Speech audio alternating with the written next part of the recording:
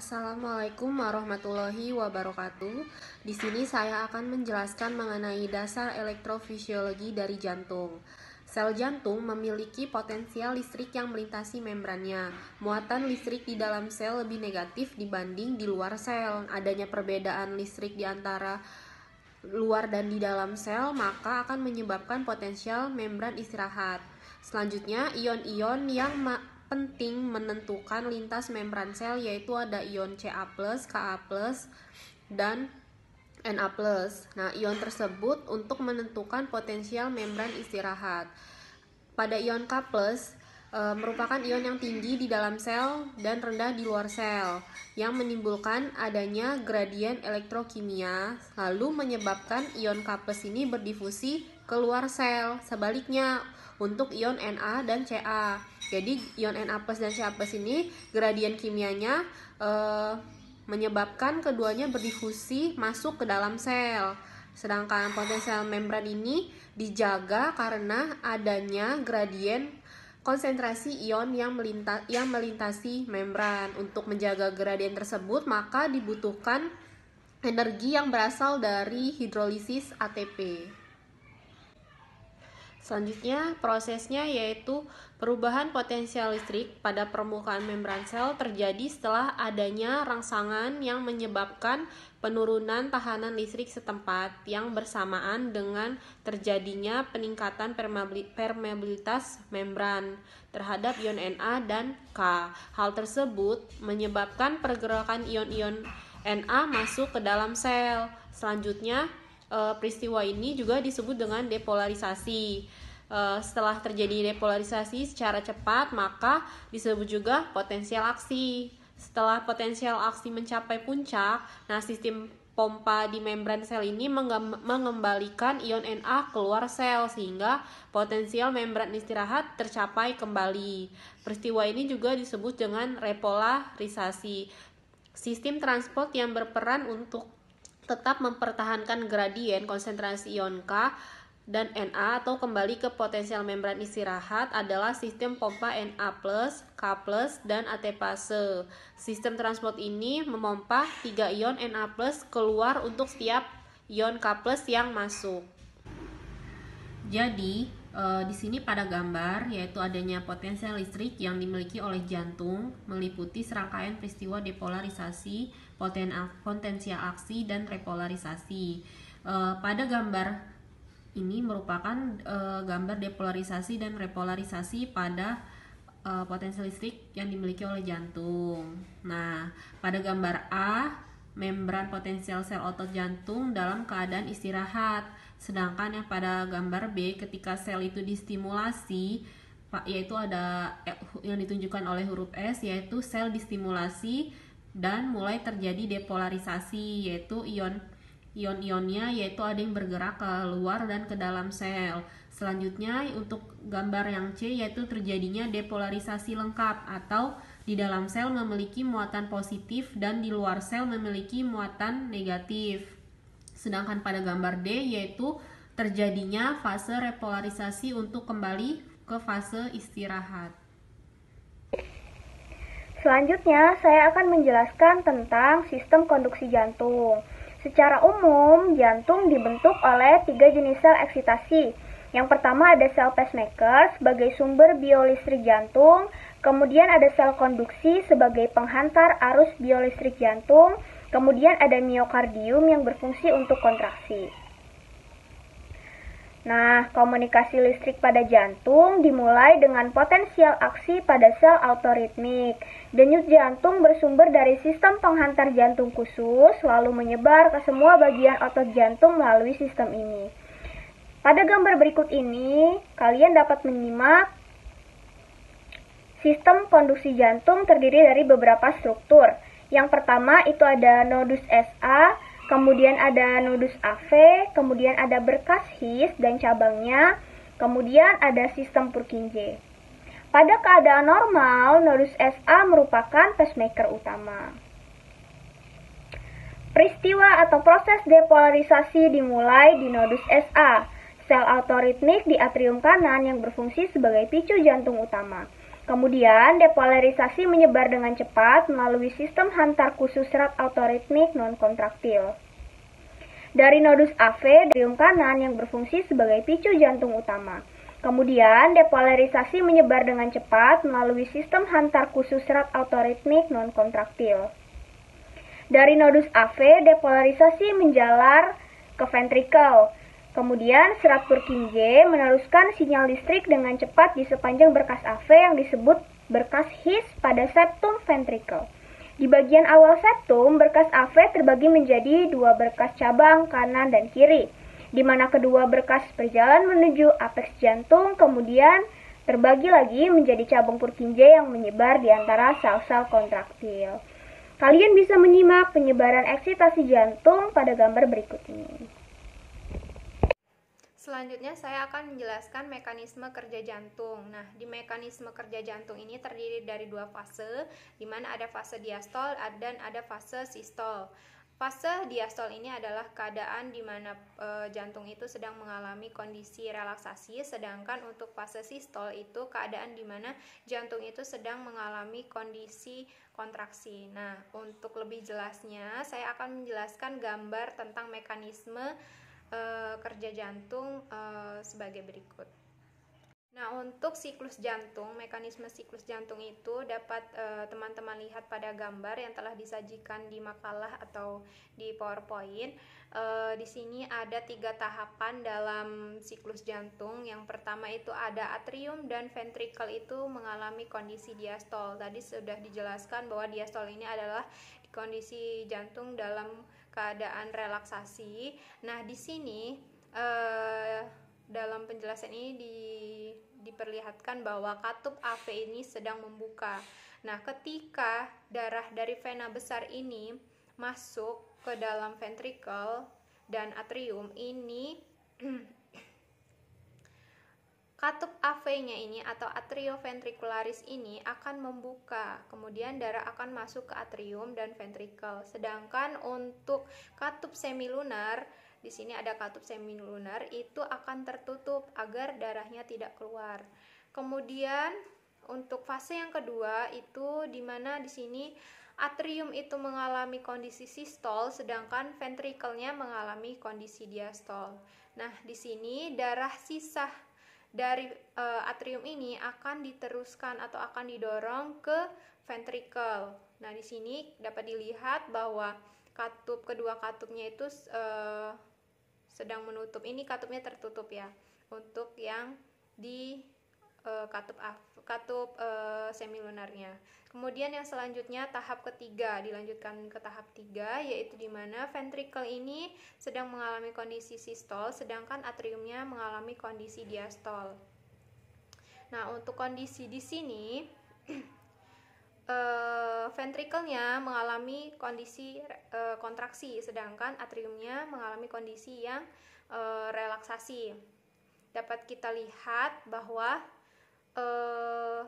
di sini katup AV-nya itu tertutup, jadi darah dari vena besar itu tidak akan bisa masuk lagi ke ventrikel. Kemudian untuk ventrikel ini akan memompa darah, kemudian darah akan keluar melalui katup semilunar. Nah, itulah tadi penjelasan di gambar siklus jantung. Selanjutnya,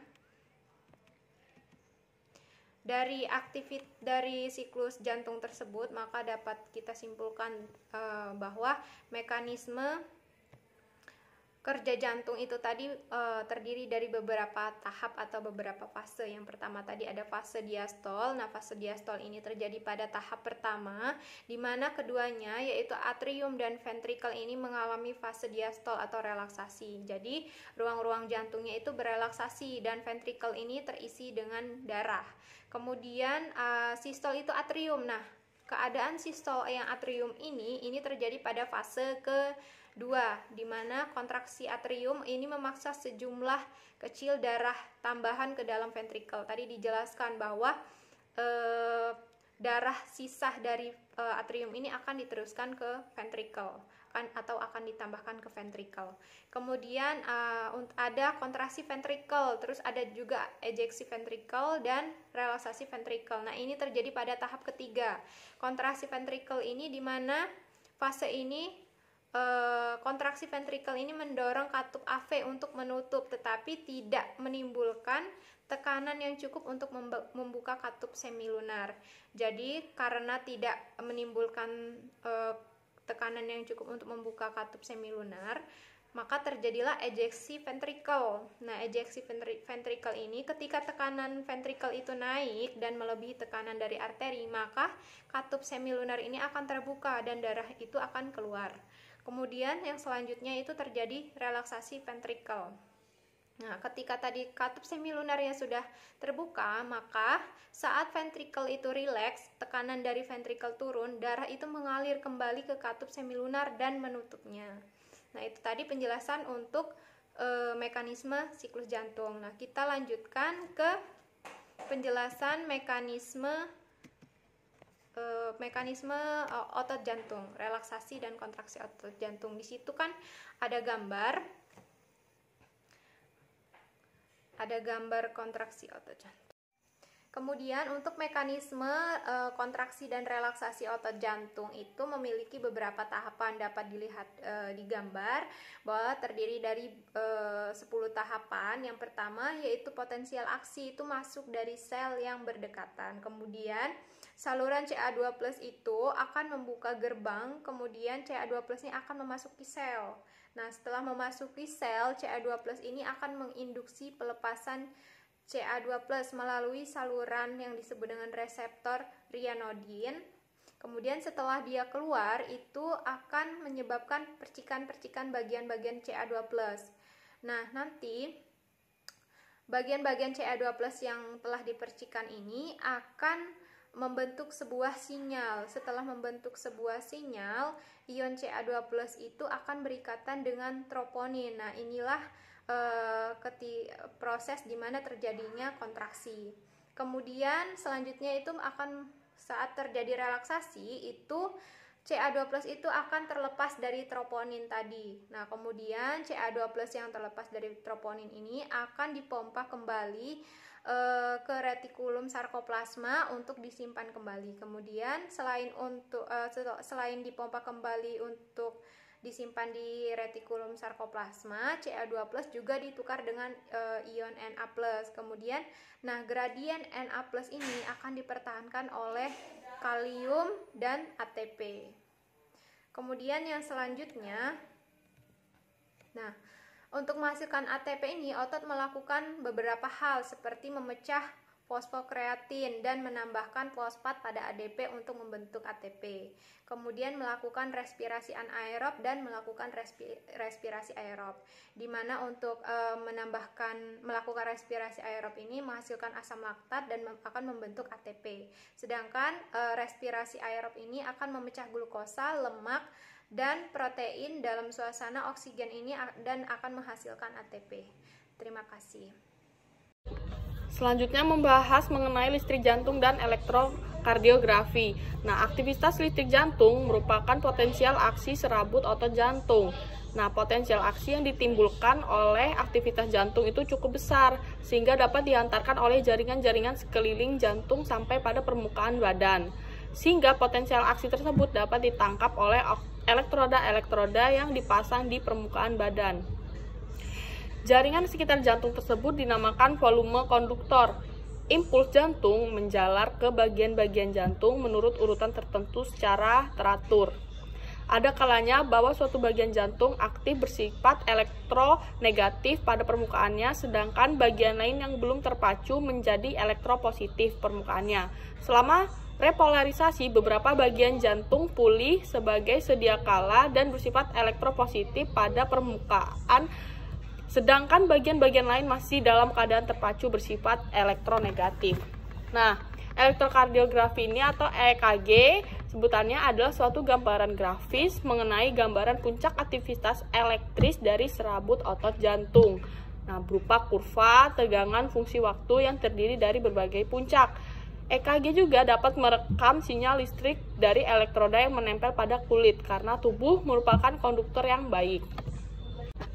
Nah, EKG ini itu sangat berguna karena memungkinkan untuk dapat merekam peristiwa listrik dari permukaan tubuh tadi, karena sumber-sumber perubahan listrik jantung terletak pada simpul sinus dengan irama jantung yang normal. Maka hampir semua perubahan-perubahan listrik jantung sangat dipengaruhi oleh EKG tersebut, dan perubahan-perubahan listrik di seluruh bagian jantung pun dapat direkam oleh elektrokardiografi ini.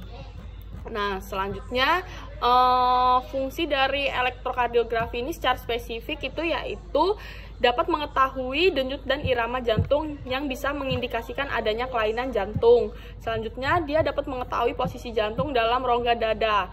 Misalnya posisi normal jantung seseorang berada di daerah kiri atau di sebelah paru-paru sebelah kiri.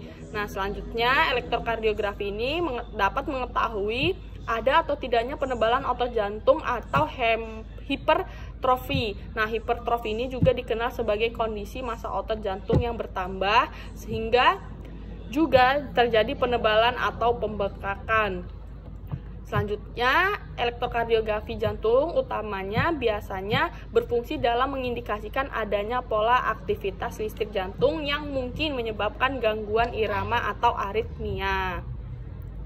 Nah, selanjutnya dapat mendeteksi sedini mungkin penyakit jantung ischemia. Jantung ischemia adalah kondisi tidak tercukupnya suplai darah ke jaringan dan organ-organ tubuh yang berakibat permasalahan pada pembuluh darah, terutama di area jantung.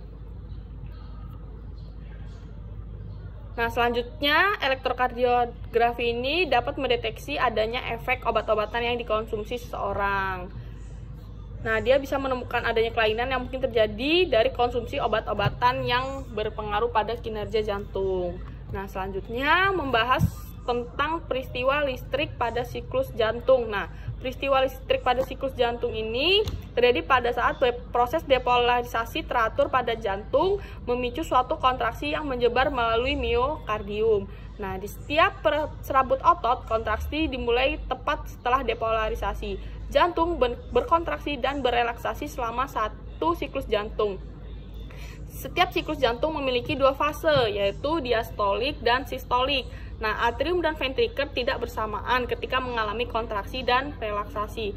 Listrik jantung berkaitan erat dengan siklus jantung. Peristiwa listrik, dalam hal ini gelombang listrik pada elektrokardiografinya berkaitan dengan kontraksi atau relaksasi otot jantung secara umum. Peristiwa mekanik pada siklus jantung sedikit tertinggal dibandingkan sinyal listrik jantung. Nah, kontraksi otot jantung mengikuti potensial aksinya. Nah, hal ini menjadi alasan mengapa digunakan banyak lead atau sadapan. Nah, siklus jantung dimulai saat atrium dan ventrikel dalam keadaan istirahat, sedangkan elektrokardiografi diawali dengan depolarisasi atrium. Sekian presentasi dari kami, kurang lebihnya kami mohon maaf, kepada Allah kami mohon ampun. Wassalamualaikum warahmatullahi wabarakatuh.